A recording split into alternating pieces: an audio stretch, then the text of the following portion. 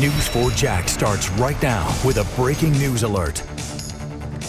An active weather evening is starting to calm down. Here's a live look at McCoys Creek, an area that knows flooding. Just one of many areas throughout our community washed out by severe thunderstorms tonight. And then look at this video from College Street. This car backing up and having trouble doing it in this crazy floodwater. You can see off to the side someone in a yellow shirt looking on, obviously concerned about what's going on there.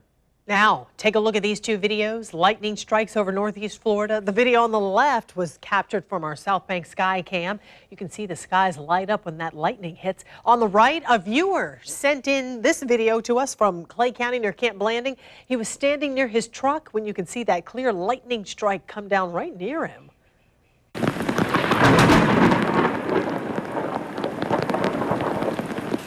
Lots of us were listening to thunder clapping as the rain came down, and in this case was on the windshield of our Storm Track 4 vehicle.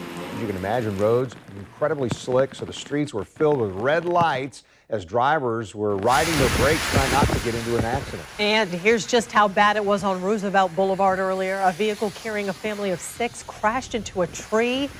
Our photographer captured this right before he got stuck behind flooding on the road. 2 adults and 4 children were in that vehicle. Everyone, though, fortunately, is expected to be okay. Now, News 4 Jax has a team of reporters covering all this inconvenient weather and the conditions in our area tonight. First, we need to check in with Weather Authority meteorologist Rebecca Berry. Rebecca, has the worst of this weather passed us? The worst of the weather has passed us for most of us. Now, we're still adding insult to injury with moderate rainfall on already flooded areas, and I'm still worried about St. Augustine because they still have the potential for some flooding rain down there. They just got done with that 2 to 3 inches of rain per hour rainfall rate moving, and now they're in the 1 to 2 inches of rainfall per hour areas with that more moderate rain with pockets of heavy rain stuck in there. So this is the area that I'm worried about flooding because St. Augustine is flood prone already, and they're just now getting that heavier rain. It's the heaviest is pushed offshore. This is that second round for them moving in. And so we are taking a look. We've got it split screens there with how heavy the rain is in that location. And so we've also got a split screen of how heavy the rain is over our downtown tower camera. But I wanted to draw your attention to some of the damage reports that we got, because in some cases it was record breaking, especially out at the airport. We saw some record breaking wind gusts. We haven't since, when you look at the gusts of wind that we get in August, it's been since 2008 that we saw a gust of wind this high, and that was during Tropical Storm Faye. And so that wind gust at the airport, I believe, was 55 miles per hour. I looked through a lot of reports, but yes, confirming a 55 mile per hour wind gust at the airport. So this is rivaling Tropical Storm Faye when you compare it to wind gusts that we've seen during the month of August. The rainfall records there were also impressive. And so far they've gotten 3.3 inches of rain, so that shattered our record for August 10th for today of 1.9 inches of rain. We got to 3.3 inches of rain, and so that broke that record from the 1800s. It was 1894, and also our record for the amount of rainfall that we get within an hour. It was 2.56 inches of rain at the airport within an hour, and so that's going to end up in the top 10 in terms of rainfall occurrences. And so we also got some wind gusts out at the beaches. We saw a 44 mile per hour wind gusts in Jacksonville Beach. We got some heavy rainfall reports down in Mandarin. It looks like near Fruit Cove we got about 1.3 inches of rain within the past 15 minutes, causing some minor street flooding. So it's not so much the amount of rain, but how fast it came, and the water just didn't have anywhere to go, and that's why we saw such widespread flooding.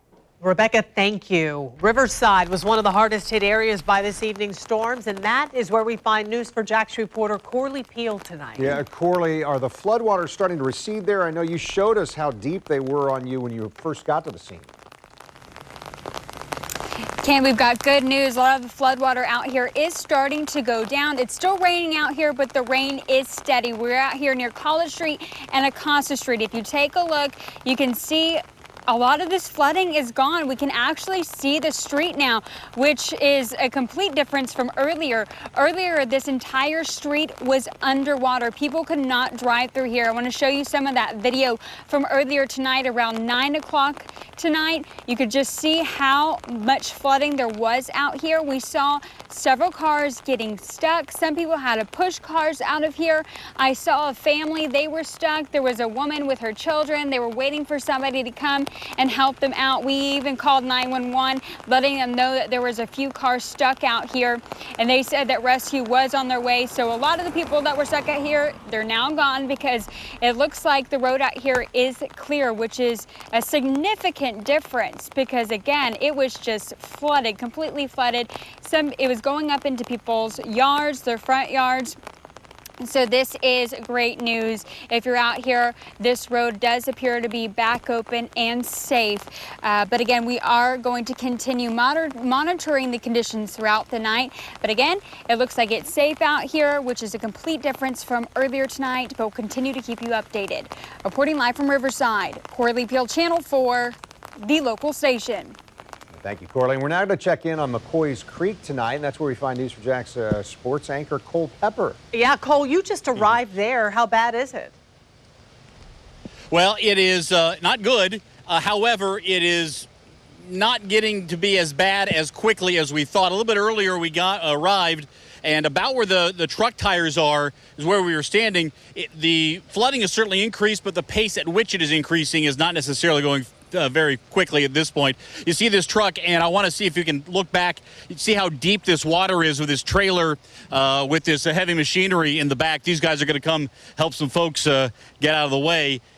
This is an area, as we've mentioned, that it gets hit hard anytime we have this kind of rain that Rebecca was describing as a fair amount of rain in a short amount of time. McCoys Creek continues to get hammered. It is tonight, and we have not seen anybody out other than a couple who was looking for their cats. Thankfully, they found them. They got them inside, and now they're hunkering down for the night. But at this point, this is the flooding that we typically see at McCoys Creek. We're continuing to see it as the water flows down here at Nixon Street. And it doesn't look like it's going to be going away anytime soon. It's just the story that we continue to get here at McCoys Creek Boulevard. For now, we're live. Cole Pepper, Channel 4, the local station. All right, Cole, thank you. Folks, stay ahead of storms with Futurecast on the Weather Authority app. Select the live radar and click Futurecast layer. Find out if the rain is going where you are. Search WJXT for that free app in your Apple or Android app store. Well, tonight we're looking into a case where a man was just arrested and charged with the murder of his mother 6 months after a shooting happened. News4JAX reporter Marilyn Parker is joining us live from JSO. This is where Michael McPherson was booked Saturday. Marilyn, you spoke with our crime and safety expert Ken Jefferson. Why did he say it took so long for McPherson to be charged with his mother's murder? Well, you know, people in the neighborhood where the shooting happened are asking the same thing tonight. Ken Jefferson tells me that it's likely investigators were trying to build a case and ensure his prosecution, which is why he says it could have taken this long to get him charged. Before 22-year-old Michael McPherson was charged with the murder of his mother back in February, he was already behind bars in South Florida. The Monroe County Sheriff's Office arrested him on February 6th, the day after his mother's death, accused of attacking an 86-year-old man in the Florida Keys.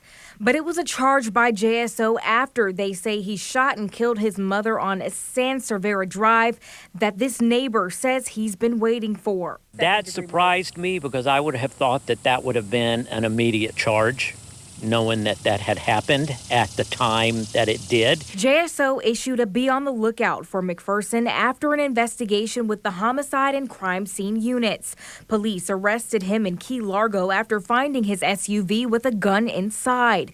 Monday, JSO released he was arrested in Duval on charges of second-degree murder. News4JAX crime and safety expert Ken Jefferson says when authorities make an arrest, they want to make sure they have enough to prosecute, and he believes the two agencies were working together. However, if he had been arrested prior or previously, they had his prints on file.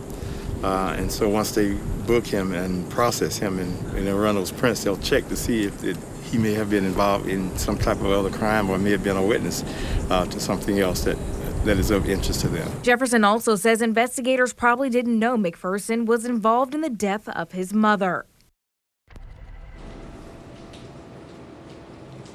Jefferson also says in relation to this case, sometimes the first person of interest and sometimes the first suspects are the family members. McPherson was declared indigent over the weekend and will be appointed a public defender.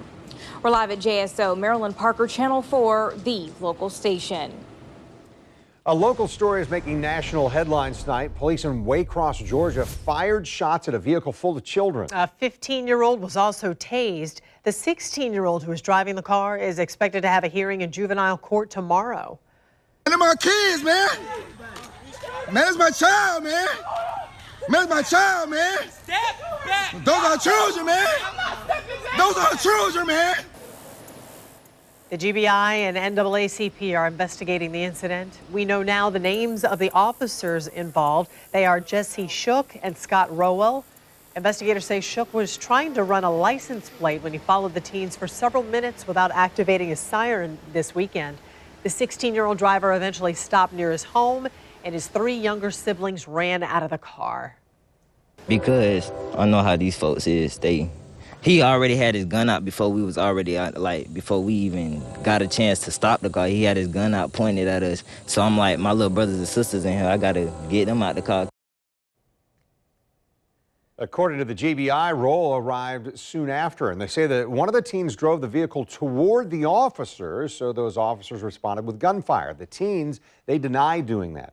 Now, no one was hit by any of the bullets. 15-year-old and 16-year-old siblings now face several charges, including assault on an officer. Once GBI finishes its investigation, the case should go to the Ware County District Attorney's Office. There's also public outcry over another video tonight. It shows an 8-year-old getting arrested inside a classroom in Key West, Florida. Now, the video was shared by attorney Benjamin Crump, and it actually happened in 2018. Crump says that the boy was a special needs student who has a different type of education plan because of his disabilities. However, on that day, a substitute teacher was filling in. The teacher says the boy hit them while acting out, so they called police. When police got to the classroom, they tried putting handcuffs on the boy, but those handcuffs fell off because he was too small. A spokeswoman for the boy's school district is not commenting on this incident, saying that's because it's a legal matter.